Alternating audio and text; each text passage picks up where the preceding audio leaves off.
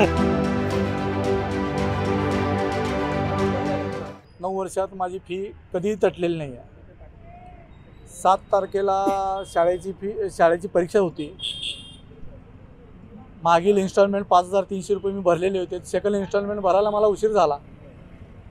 ते इन्स्टॉलमेंट भरायला उशीर झाला म्हणून त्यांनी परीक्षेला बसू दिलेलं नाही माझ्या मुलीला।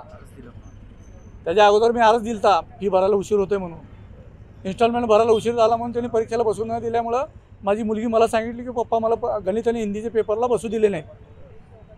ते मी प्रिन्सिपलला विचारणा केली असता प्रिन्सिपल मला रूममध्ये पाय ठेवताच फी ड्यूज आउट म्हणून हाकलले मला।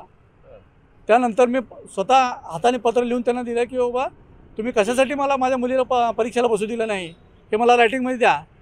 2 तास त्यांच्या रूमपाशी मांडी घालून बसलो मी। त्याने मला उत्तर दिले नाहीत। अजून काहीतरी कारवाई करतील म्हणून 7 तारखेला सेम डे मी ऑनलाईन 50,000 रुपये 4 मुलांची भरून टाकलो। त्यांनी मला रायटिंगमध्ये काय दिले नाहीत। ते मनात राग धरून मी शिक्षण मंत्र्याला शिक्षणाधिकाऱ्याला पत्र लिहून ही कारवाई करण्यासाठी मी पत्र लिहिणार होतो। माझ्या जवळच्या पालक लोकांनी माझ्या ओळखीच्या त्यांनी सांगितले की तक्रार करू नको जाऊ दे। मी 7 तारखेला फी भरलेली असताना प्रिन्सिपल मॅडम 4 दिवस रजेवर जाऊन 13 तारखेला येऊन माझ्या मुलांना दमदाटी करायला चालू केली। मी फी 7 तारखेला भरली होती शाळेची। तक्रार करायचा काही संबंध नव्हता।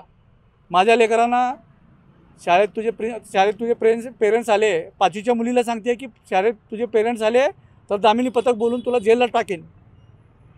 शाळेतनं दाखला देऊन शेरा मारून कुठंच ॲडमिशन मिळणार नाही। माझ्या 9वीच्या मुलीला म्हणते Vaishnavi next 10th be careful. अशी दमदाटी मुलांना करायचा काय अधिकार आहे त्यांना? मी फी भरलेला असताना ह्या सगळ्या गोष्टीचा शिक्षण अधिकाऱ्यांनी दखल घ्यावी म्हणून मी गेटमध्ये सतरंजी घालून 14 तारखेला बसलो। तेव्हा मी पोलिसाला तक्रार केलेली नव्हती। शाळा प्रशासनाला ही अद्दल घडावी म्हणून तिथं बसलो होतो। शिक्षण अधिकाऱ्यांना मी पत्र देऊन आलतो। शिक्षण अधिकारी तिथे भेटायला यावं म्हणून मी तिथं बसलो होतो। पोलिसाला कोण बोलवलं, कशासाठी बोलवलं मला काही माहीत नाही। पोलीस गाडी आली, माझ्या लेकरांना गाडीत बसवली, पोलीस स्टेशनला आणले, परत सोडून दिले। कारवाई न करता कोणी तक्रार दिलेली नाही आहे तरीसुद्धा माझ्या लेकरांना पोलीस स्टेशनला कशासाठी आणले हे कुणालाही काही माहीत नाही। माझ्या लेकरांना कशासाठी आणले अजून कोणीसुद्धा उत्तर देत नाही। कारवाई कोण काहीसुद्धा केलेलं नाही, पत्रसुद्धा कोण दिलेलं नाही मला। आता तुमची मागणी काय? माझ्या लेकरांना कशासाठी आणले तुम्ही पोलीस स्टेशनला ही मला विचारणार प्रशासनाला। आणि प्रिन्सिपल मॅडमनी ह्या सगळ्या गोष्टीचं करण्याचा उद्देश काय आहे? माझ्या लेकरांना दमदाटी करायचं कारण काय आहे? फीसाठी पैशासाठी तुम्ही माझ्या लेकरांना दम देत आहे। असे कितीतरी पालक आहेत त्यांच्या पाल्याची त्यांनी परीक्षाच घेतलेले, पेपरच घेतलेले। ते पालक मी न्यूज चॅनल पुढे उभा करू शकतो। आता किती विद्यार्थी आणले होते काय? पोलीस स्टेशनला 4 विद्यार्थ्यांना, माझ्या भावाची 2 मुलगा 1 मुलगी, माझी 2 मुली। चौघांना हो। आरोपी सर गाडीत बसून आणले आणि 2.5 तास बसवले। पोलीस स्टेशनपासून बरोबर 8:45ला आणले त्यांनी। 10-10 वाजेपर्यंत बसवले। कुलकर्णी साहेबांनी येऊन सांगितले की बा हे विषय इथं नाही आहे, शिक्षण अधिकाऱ्याकडे जावा। मी तिथून निघून आलो।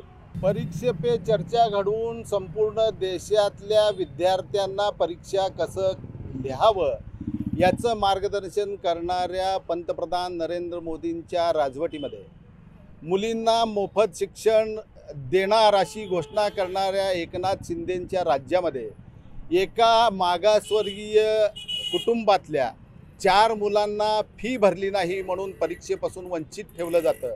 एवढंच नाही तर त्या विद्यार्थ्यांना बोलावून दमदाटी केलं जातं।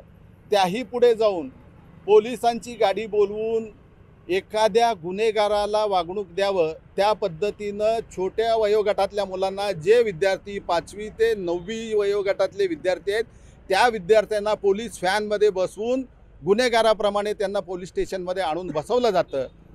आणि वरून आमचं काहीही दोष नाही, आमचं काहीही चूक नाही अशा पद्धतीचा पवित्रा घेतला जातो। अशा प्रकारचं म्हणजे माणुसकीला काळिमा फासवणारी लोकशाही आहे की दडपशाही आहे अशा प्रकारचा प्रश्न आणि संभ्रम निर्माण करणारी घटना या सोलापूर शहरामध्ये झाली। या घटनेचा आम्ही महादेव कोळी समाज संघर्ष समितीच्या वतीनं तीव्र शब्दामध्ये धिक्कार करतोय। ज्या शाळा प्रशासनानं अशा प्रकारची कृती केली त्या शाळा प्रशासनाचं मुख्याध्यापकाची चौकशी झाली पाहिजे. तिथं असलेले CCTV फुटेज आता आम्हाला अशी माहिती मिळालेली आहेत त्यामध्ये देखील छेडछाड करण्यात येऊ लागलेले आणि ते काढून टाकलेले आहेत अशा प्रकारची देखील माहिती आम्हाला मिळालेली आहे. संबंधित शाळेतले मुख्याध्यापक, कर्मचारी आणि तिथलं व्यवस्थापन याच्यावर कडक कारवाई करावी आणि कोणत्याही प्रकारची तक्रार नसताना स्वतःचा रोब जमवण्यासाठी एका पोलीस कर्मचारी भगिनीने ज्यांची मुलं त्या शाळेमध्ये शिकायला आहेत आपलं इम्प्रेशन तिथं वाढवावं म्हणून आपल्या अधिकारामध्ये पोलीस गाडी बोलवून घेणं आणि पोलिसांच्या गाडीमध्ये मुलांना पाठवून देणं हे असं कृत्य करणारे आणि असं कृत्य करायला ज्यांनी प्रवृत्त केलं त्यांना परवानगी दिली त्या सगळ्या अधिकाऱ्यांवर देखील कारवाई झाली पाहिजे. एवढंच नाही तर आत्ता या क्षणापर्यंत पालकांवर वेगवेगळ्या प्रकारानं दबाव आणण्याचा प्रयत्न केला जातो. एवढंच नाही तर 376च्या गुन्ह्यामध्ये तुला अडकून तुझ्यावर कारवाई करण अशा प्रकारची दमदाटीची भाषा जर पोलीस अधिकाऱ्यांकडून केली जात असेल तर या देशातल्या या राज्यातल्या लोकांनी आता न्यायाकडे कुणाचं तोंड बघायचं आहे, न्यायासाठी कुणाचं तोंड बघायचं आहे अशा प्रकारचा प्रश्न निर्माण झालेला आहे.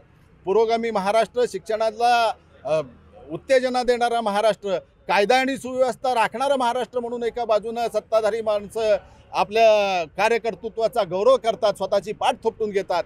त्या महाराष्ट्रामध्ये या क्रांतिकारकांच्या सोलापूर जिल्ह्यामध्ये अशी घटना घडते. मी आपल्या माध्यमातून माननीय मुख्यमंत्री, माननीय पोलीस आयुक्त, माननीय जिल्हाधिकारी यांना विनंती करतोय की या घटनेची सखोल चौकशी झाली पाहिजे. जे म्हणून पोलीस खात्यातले दोषी असतील, शिक्षण खात्यातले दोषी असतील यांच्यावर बडतर्फीची कारवाई झाली पाहिजे. ही कारवाई जोपर्यंत होत नाही तोपर्यंत महादेव कोळी संघर्ष समिती तर आहेत पण सोलापूर शहरातल्या वेगवेगळ्या राजकीय पक्षांच्या संघटना, विद्यार्थी संघटना आणि समाज संघटना रस्त्यावर उतरून याहीपेक्षा तीव्र आंदोलन करतील. होणाऱ्या सर्व परिणामाची जबाबदारी प्रशासनावर राहील असा इशारा या प्रसंगी मी आपल्या माध्यमातून देतोय. नहीं हुआ है सर. उनको मेरे कैबिन में बुला के मैंने उनको समझाया है कि इवन आफ्टर टेकिंग एग्ज़ाम लेने के बाद भी आप वेडनेसडे, लास्ट वेडनेसडे पेरेंट्स ने आके हमारे स्कूल के ऊपर they were not ready to listen me. वो मुझे सुनने के लिए तैयार ही नहीं थे पेरेंट्स. लास्ट वेडनेसडे उनका एग्ज़ाम कंडक्ट हुआ था, मैथ्स और हिंदी. जब हम लोगों ने बोल रहे हैं उनके कि एग्ज़ाम्स हम लोगों ने कंडक्ट किया है आपके बच्चों का, पर भी वो नहीं सुन रहे. चारों बच्चों का आप आके आंसर शीट चेक कर सकते sir. With the dates the answer sheets are there with me. तो रॉन्ग एलिगेशंस डाल रहे हैं स्कूल के ऊपर, प्रिंसिपल के ऊपर, सारे स्टाफ के ऊपर. और मुझे तो बहुत ही टेंशन दे रहे हैं. They are giving me lot of tension. Last Wednesday भी मुझे बहुत टेंशन दिया है वो लोगों ने. मेरे बात सुनने को तैयार नहीं है. देखिए सर, हर बार क्या होता है whenever there is a problem, भी प्रॉब्लम है, पेरेंट्स आके मेरे सामने बैठ के वो मुझे डिस्कस करके सभी प्रॉब्लम्स जो भी है मसला ठीक हो जाता है. लेकिन जब पेरेंट्स ही सुनने के लिए तैयार नहीं हैं तो फिर हम लोग कैसा हमारा मुद्दा उनके ऊपर रख सकते हैं. ओके.